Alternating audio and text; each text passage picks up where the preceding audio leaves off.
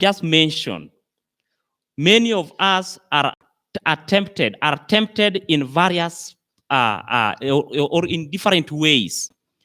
Some of us, it is the Sabbath issue, which is a test for us. Some of us, it is do not kill, do not murder. Some of us, it's a test of adultery and fornication. Some of us, we are tempted of covetousness, the 10th commandment, or even the 9th commandment. God has placed it as a test. And he has not just given us a loneliness to counter these situations of tests that we encounter. He has given us the promise of Christ's ever-abiding presence to help us sail through. Corinthians says that God has not given us any temptation beyond our ability, but that which is common to what? To every man.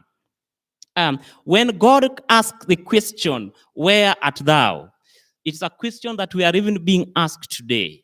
How is our situation with our God? How is our situation? How is our condition with our Creator?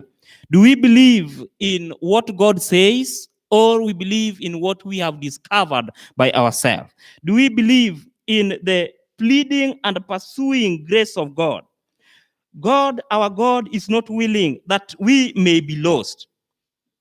Do we believe in this gospel of where art thou? This morning, as we close this lesson, the writer is asking us, where are we? Where are we? I open this floor for addition. Elder Albert.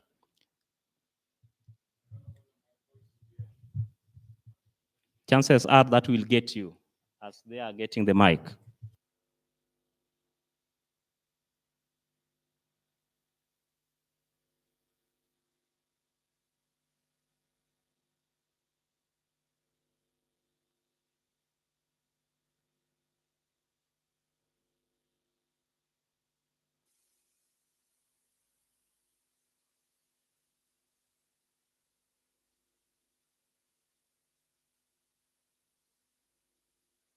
Elder, we were sharing.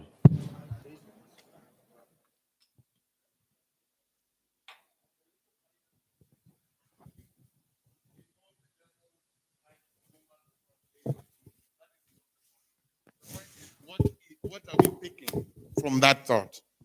Because Tuesday says God and humankind. God created the universe.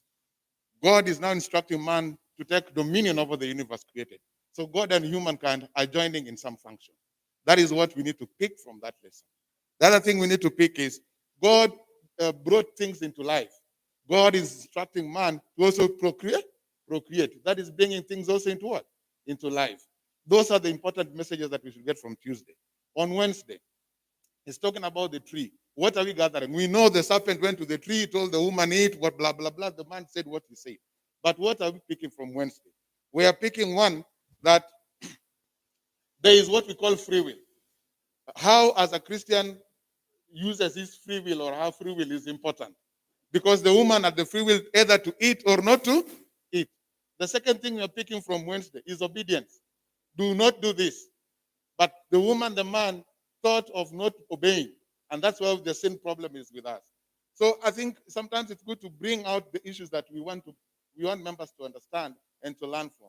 So that if I'm telling everybody that the woman ate the fruit, the man also ate the fruit, that is a story that we all know. But the point that the writer wants us to bring out is there is a choice of free will. How do we go about utilizing that choice that God gives each and every individual? Then the second point is, do not eat, because if you eat, you will surely do what? Die. That brings the element or principle of obedience. How do we obey God's instructions as a Christian? Thank you. Thank you, Elder, for your additional comments. Our sister.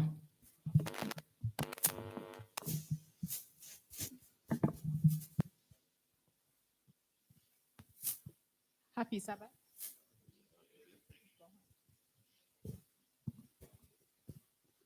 Okay, happy Sabbath. They're disturbing me so much. The first question is, secondly, after all happened, what happened to the tree of life? Did the flood destroy it?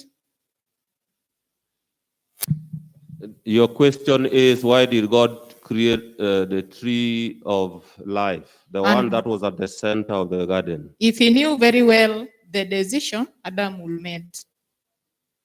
Even before And he number created two, the tree, what happened to the tree? The after question. everything now, what happened to that tree of life which was in the Garden of Eden? Thank you. Rest to the class.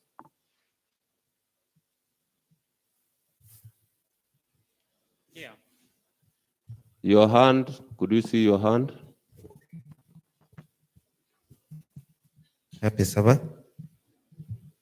So the good news here is that before creation, God had anticipated that we might sin, and redemption was also there in place. That's why they knew that the good thing that they could give us was freedom of choice. And that freedom of choice would also lock them out from deciding for us. Hence, suppose we were to sin, Jesus already had given himself to die in a panel even before creation. That's why the lamb that was slain, Before the foundation of the world. yes. So actually, the key thing here, the freedom that we were to be given was that even the will giver or the freedom giver was already locked out from deciding for us. So they were just anticipating that suppose we sin as they anticipate, what will they do? So the salvation was already there for us. Edith? Thank you. I'll just be paraphrasing what he has said. Christ is not, or God is not a dictator. He creates free moral beings. And just like he has said, as even right now, we have the will, the free will to do right, wrong. But there is always Christ had already placed what? A plan for salvation. So he knows very well that as human beings, we will sin, but there is already a plan of salvation. So what I would love my sister to understand is that we are free moral beings, but there is already a plan of salvation. Maybe just to add on that, one, remember I said man was created mortal, not immortal. To sustain life, there was the need of the tree of life, which they had free access to. But after breaking the covenant, remember, they were kicked out of the Garden of Eden. Yeah? They were kicked out of the tree of life was still there in the Garden of Eden. And the reason why they were even kicked out is therefore that they would, if they were allowed to remain, they would continue eating of the tree and therefore continue living, eating from the tree of life, but as sinners. So they were locked out of the Garden of Eden, but the tree was remained within the Garden of Eden. What happened after the floods? God lifted up the Garden of Eden and took it up. It's no longer there. It will come when Christ is coming at his second advent.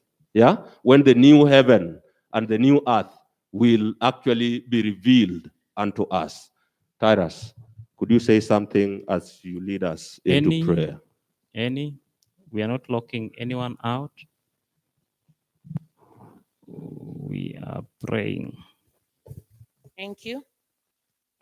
The title of the lesson says, What Happened? I have a comment on what I would like to say is this. We are talking about what happened, the covenant God made with man. But I'm also asking this question today. What is happening? What is happening today as Christians? Why am I saying this? On Monday, we have been told something. God himself gave Adam a companion. He provided an helpmeet for him, a helper corresponding to him, one who was fitted to be his companion, who would be one with him in love and sympathy.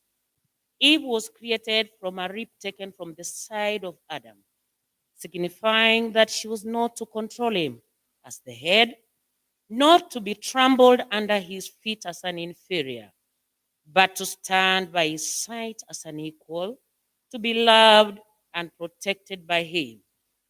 Fellow Christians, let's not take this for granted. What is happening in families? Is this that what God intended to be still continuing?